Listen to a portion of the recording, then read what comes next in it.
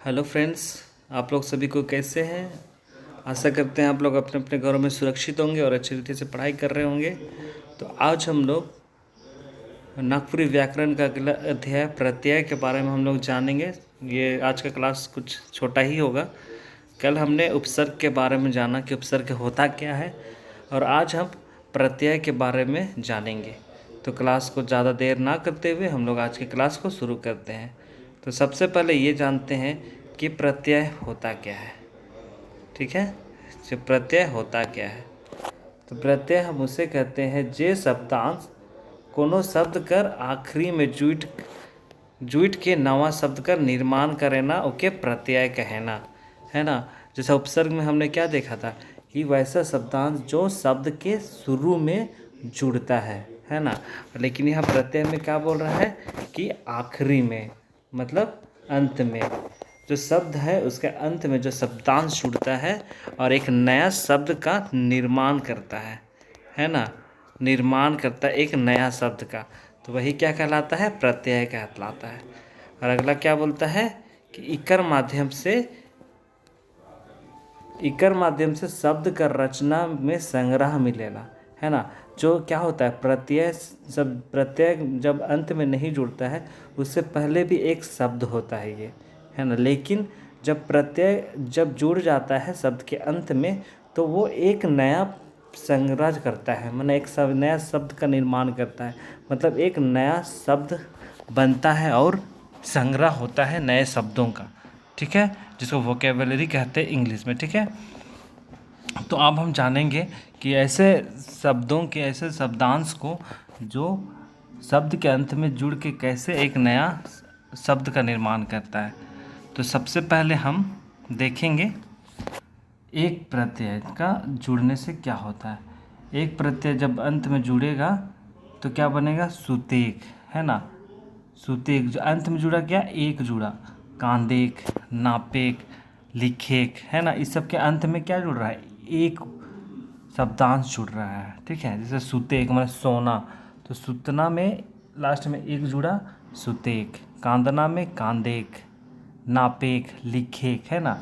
उसी तरह ईया में देखिए चलैया, देखैया, जवैया, सुतैया, घटिया, माने इस सब के अंत में क्या जुड़ रहा है, ईया वर्ड जुड़ रहा है। ठीक है, आहा में देखेंगे मरलाहा, जरलाहा, खौड़ाहा, मतलब ये सब में लास्ट में क्या जुड़ रहा है, लास्ट में आ जुड़ रहा है, आहा जुड़ रहा है ना। जैसे क्या होता है मरलाहा है ना। जैसे मरलाहा है तो मरलाहा में देखो मर जोड़ लाहा, मतलब लाहा में जो लाहा में तुमको आहा का ध्वनि सुनाई दे रहा होगा, है ना। तो ध्वनि जो जुड़ रहा है, ध्वनि सुनाई दे रहा है, तो उसी के साथ में एक नया शब्द का निर्माण होता है। उसी तरह से मरलाहा बनता है। ठीक है, उसके बाद देखेंगे वाहा। वहाँ में चरवाहा, है ना, हरवाहा। और अगला क्या बोलता है, हार में आयोहार, दीदीहार, होनहार, पालनहार, है ना। उसी प्रकार आल अकबकाल, है ना, अकबकाल, हेजाल, उमताल, अमताल।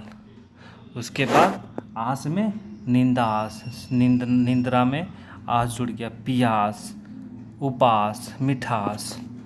इसमें दिखाउर, माउर, औनी में झरौनी, थकौनी, माने ये सब में जो क्या देख रहे हैं कि ये सब के अंत में, है ना, ये सब अंत में आखिरी में जुड़ रहा है ना, अंत में जुड़ता है ना, जुड़ता है। तो जब ये आखिरी में जब ये शब्दांश जुड़ेंगे तो एक नए शब्दों का निर्माण होता है, और यही क्या कहलाता है, प्रत्यय कहलाता है। बस हमें यही याद रखना है कि जो उपसर्ग है ना, उपसर्ग में क्या होता है कि शुरू में जुड़ता है, शुरू में जुड़ता है ना। और उसी प्रकार जो प्रत्यय है ना, जो प्रत्यय में क्या है, आखिरी में, ये आखिरी में जुड़ेगा। बस यही डिफरेंस है कि उपसर्ग वो शुरू में जुड़ता है और प्रत्यय में आखिरी में जुड़ेगा। ठीक है, हम लोग अब आगे देखेंगे। पीटर शांति नवरंगी हेटे देवल प्रत्यय मन पर जोर देना। मतलब ये जो पीटर शांति नवरंगी है, जो नागपुरी भाषा के एक विद्वान है, तो उसके अनुसार से वो इन शब्दों पर ज़्यादा जोर देते हैं, है ना। जैसे आ में देखिए जोड़ा, बोझा, सीठा, प्यारा। मतलब जोड़ में आ जुड़ा तो जोड़ा बन गया, बोझ में आ जुड़ा बोझा बन गया। उसी तरह से अरा में लोहरा, चदरा, है ना। आइर में सोसराइर, दुधाइर, माने इसमें आखिरी में आइर जुड़ रहा है। और आर में मतवार, सोनार, चमार। उआ में अगुआ, पछुआ, मतलब अगुआ में आखिरी में जुड़ गया, है ना। उसके के बाद ओ में देखिएगा दुइयो, तीनों, औरो, तैनको। का में गमक, धमक, चमक। और ठा जुड़ेगा तो लंगटा, नकटा। और तना जुड़ेगा तो इतना, उतना, कतना।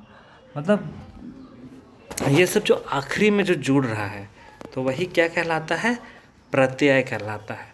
तो बस हमें यही चीज़ को याद रखना है, और बस यही याद रखना है कि उपसर्ग है, उपसर्ग में क्या है, एक मिनट, हाँ, उपसर्ग में हमको याद रखना है कि जो शब्दांश जो शुरू में जुड़ेगा, है ना, शुरू में, जैसे देखो, जैसे अप है ना। अप में क्या हो गया, नाम में अगर शुरू में अप जोड़ दिए तो क्या हो गया, अप नाम, है ना। या फिर अप में, अप को हम अगर शुरू में जोड़े मान में तो क्या बन गया, मान, है ना। उसी प्रकार से उपसर्ग में भी यही है कि उपसर्ग में क्या करता है, उपसर्ग में प्रत्यय में ये अंत में जुड़ता है ना। अंत में आखिरी में जुड़ेगा तो वही उपसर्ग कहलाता है। तो ये दोनों बात को याद रखने का है। तो इसी प्रकार से ये जो प्रत्यय का जो क्लास है, एक मिनट, ये क्या हो गया,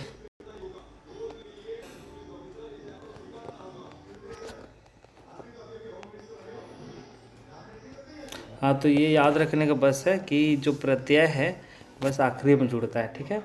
तो आज की क्लास को हम यहीं पे समाप्त करते हैं, और कल हम फिर समास के बारे में अध्ययन करेंगे। तो आज का क्लास को यहीं पे समाप्त करते हैं। तो आप लोग घर में रहिए, सुरक्षित रहिए और अच्छी रीति से पढ़ाई करते रहिए। बहुत बहुत धन्यवाद। और ये चैनल को ज़रूर से ज़रूर सब्सक्राइब कीजिए, लाइक कीजिए, शेयर कीजिए, और बेल आइकन को ज़रूर से टैप कीजिए। बहुत बहुत धन्यवाद।